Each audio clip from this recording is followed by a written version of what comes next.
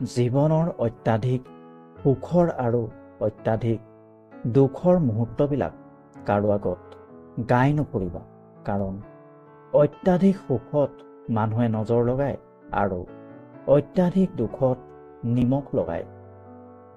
সম্বন্ধ কেতিয়াও আনৰ লগত জিকি সম্পূৰ্ণ নকৰে। সম্বন্ধৰ সুখৰ কাৰণে হাউলিবও লাগে, সহ্য কৰিবও লাগে, আনক জিকাবও লাগে আৰু নিজে হাৰিবও লাগে। সঁচা সম্বন্ধই বাস্তৱিক পুঁজি হয়। চিতাত শোৱালে সকলো সম্বন্ধ শেষ হৈ যায়। কিছুদিনতেই আপোনে আপোনক পাহৰি যায়। ওৰে জীৱন, কোনেও নাকান্দে আনৰ কাৰণে। সময়ৰ লগতে চকু পানীও শুকাই যায়। আপোন সেইসকল নহয় যিসকলে ফটোত লগত থাকে, আপোন সেইসকলহে যিসকলে দুখত লগত থাকে। মানুহে কয়, যাক অত্যাধিক প্ৰেম কৰিবা তেওঁ প্ৰেমৰ মূল্য নুবুজে।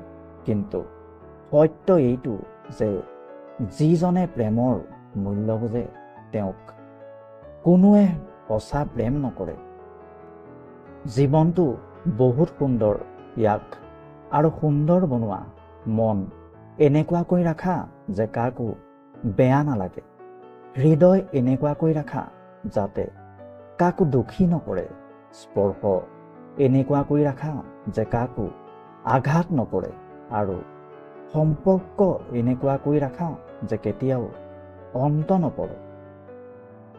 এজন মানুহে আন এজন মানুহক সুধিলে জীৱনটো কি, আনজনে এটা বৰ সুন্দৰ উত্তৰ দিলে, না সুখ জীৱন, না দুখ জীৱন, না হাঁহি জীৱন, না কান্দোন জীৱন, কেৱল নিজৰ নিজৰ কৰ্মৰ হিচাপেই হ'ল জীৱন। হৃদয়ত বেয়া পোৱা ৰাখি থোৱাতকৈ প্ৰকাশ কৰি দিয়া। য'ত আনক বুজোৱাটো কঠিন, তাত নিজেই বুজি লোৱা। সুখী হোৱাৰ এটা সহজ মন্ত্ৰ আছে।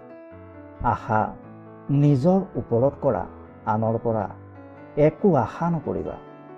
হেৰুৱাই পুনৰ পোৱাৰ মজাই বেলেগ, কান্দি লৈ হহাৰো মজাই বেলেগ। হৰাটোতো জীৱনৰ এটা অংশ, হাৰি লৈ জিকাৰ মজাই বেলেগ।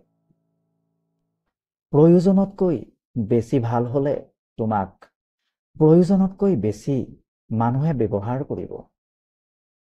ভাগৱত গীতাত স্পষ্ট শব্দত লিখা আছে, নিৰাশ নহবা। দুৰ্বল তোমাৰ সময়, তুমি নহয়। সলনি হৈ যায় সেইসকল সময়ৰ নিচিনা যাক প্ৰয়োজনতকৈ বেছি সময় দিয়া যায়। যাক একেবাৰে আপোন বুলি ভাবিবা সেইজনেই সকলোতকৈ বেছি দুখ দি যায়। সহজতে পোৱা বস্তুবিলাক বেছি দিন নাথাকে, আৰু যি বস্তু বহুত দিন থাকে সেইটো সহজতে পোৱা নাযায়। ভঙা হৃদয়খনলৈও হাঁহি থাকে, হয়তো ইয়াকে প্ৰেম বোলে। আঘাত পায়ো লক্ষ্যলৈ আগবাঢ়ি গৈ থাকে, হয়তো ইয়াকে সাহস বোলে। হতাশ হৈও উৎসাহেৰে জীয়াই থাকে, হয়তো ইয়াকে আশা বোলে।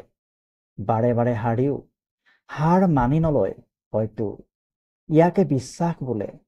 প্ৰেম, বিশ্বাস, আশা, সাহস, হয়তো ইয়াকেই জীৱন বোলে।